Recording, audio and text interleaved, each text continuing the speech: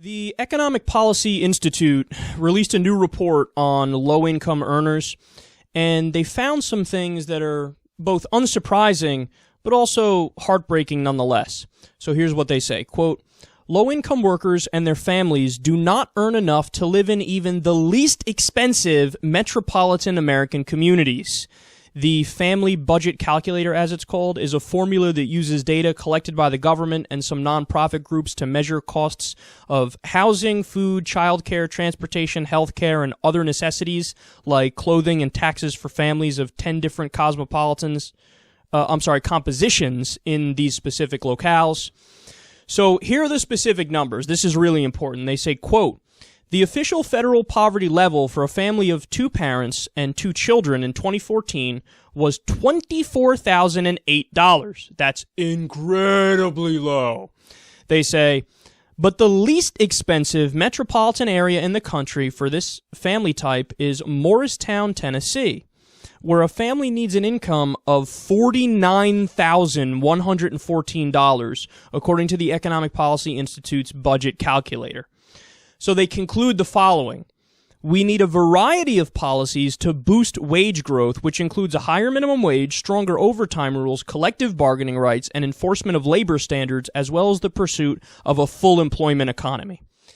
All right, so I need you guys to really think about the implications of this report. What they're saying is, yeah, the federal poverty line, where they set it, is nowhere near what the true poverty line is. They're saying you could live with a family of 4 on $25,000 and you're technically above the poverty line? Fuck out of here. You can't live with probably one person on $25,000 a year? That's nothing. That's nothing.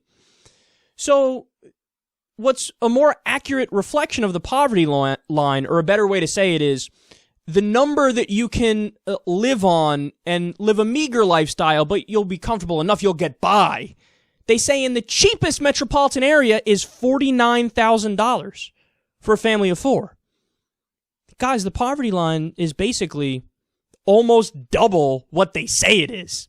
I mean, at least it's $10,000 higher than what they say.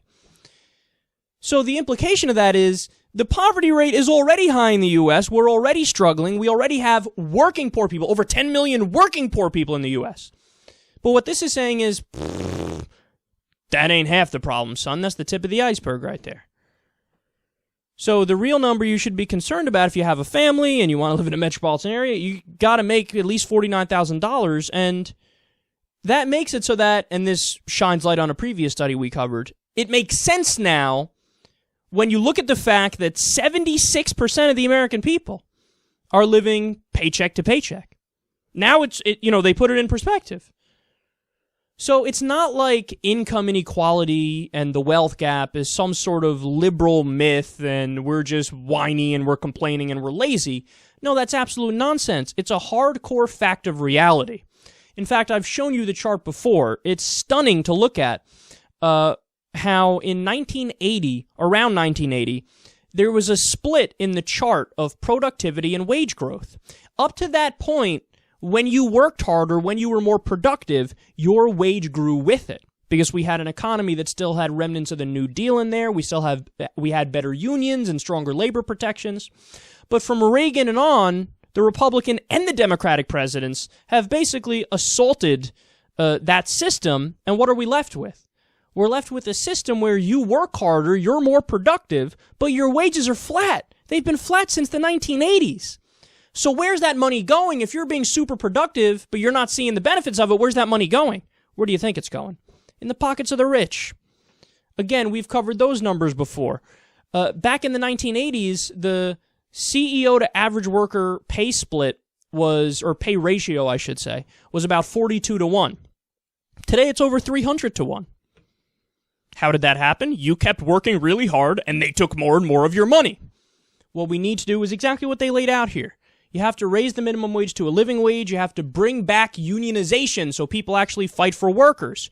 And you also have to end so-called free trade deals, because in reality, they're just outsourcing deals, which take good American jobs, oftentimes factory jobs, and they ship them to Cambodia and Bangladesh, and they send them to Mexico and elsewhere.